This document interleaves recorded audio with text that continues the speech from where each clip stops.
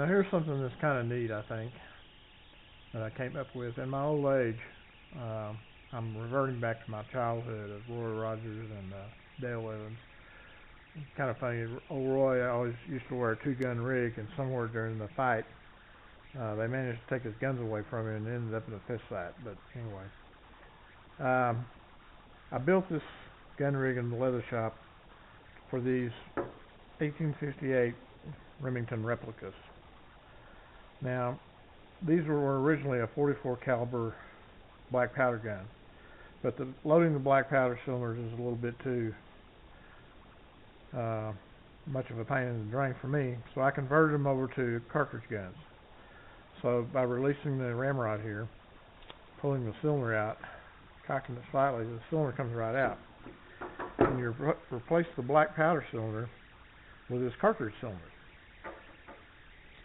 So you got 5 45 caliber Colt cartridges now. And the reason they made it 5 is because there's an extra little notch here, so that when the gun is in the safe position, the hammer is actually in between these cylinders, so you don't have misfire. If you drop it on the ground, it hits the concrete, you don't shoot your foot off. Here's some loads I came up with for snakes when I go pig hunting down in Texas. We've got quite a few rattlers down there, so that'll take care of them at close range. So you just put your bullets in, put this little cover on here that has 5 independent firing pins. It's not that difficult, I'm just getting old. And set it in your gun, lock it down, and it's ready to go. Now you want to keep it in between firing pins like that, so this firing pin is actually hitting on a hard part of the cylinder and not the primer.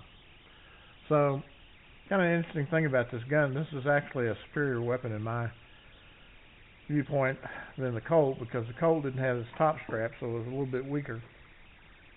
And to get the cylinder out, you had a pin that you had to punch out here. Well, you could lose that pin, or it was kind of a pain in the drain to get that out of there and change the cylinders quickly, or load them if you wanted to load the cylinder off the gun.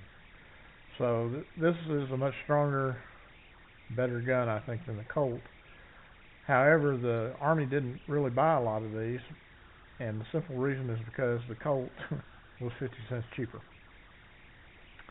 Alright, after I got my double gun rig set up with that, I kind of became involved, or not involved, but interested in this cowboy action shooting thing. Well, in order to get good at that, you got to burn up a lot of ammo. And this 45 Colt ammo is loud, and it's got a lot of recoil, and it's expensive. So I found these. Now this is a copy of a 45 Colt Peacemaker, the gun that won the West. And for all practical purposes, it looks like a Peacemaker. And it feels like a Peacemaker. The weight, it's a steel gun, but it's actually a BB gun. And the way this works is you've got 6 insert capsules here that have little BBs in them, and a little sleeve. And you can either load it by putting the BB on top of that and just rolling it around, putting another BB on there, or you can, the extractor even works. So you can take the shell out and drop it on the floor. So that's kind of cool. 6-shot Peacemaker. You can practice your cowboy action shooting at home in the backyard. To reload, we'll just open up the loading gate, half cock it, hold the BB, put it in there, roll it over.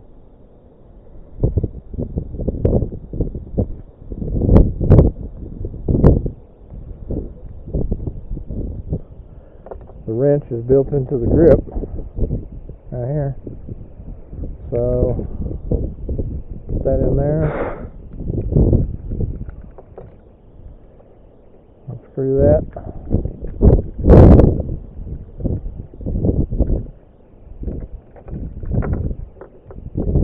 put a new cylinder in it,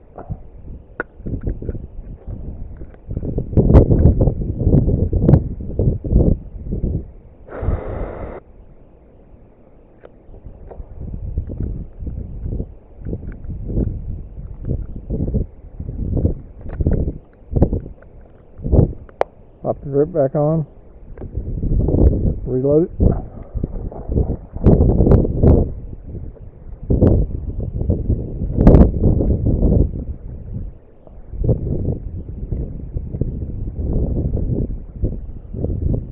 Now normally I have a steel target that I can hear the BBs ding on, but it's in the back of the truck and the truck's in the shop, so we're going to use this old plastic cooler here that's broken.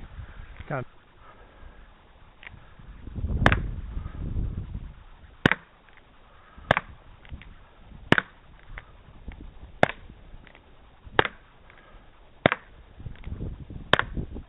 so you can practice your form, speed, grip, side picture, pennies on the dollar as opposed to using real 45 shells. Alright, we're back about 20 yards now. Hit, hit, hit, hit, hit, hit. I think I'm out of bullets. So even at 20 yards, you can still hear the BB hit. You can tell whether or not you got it.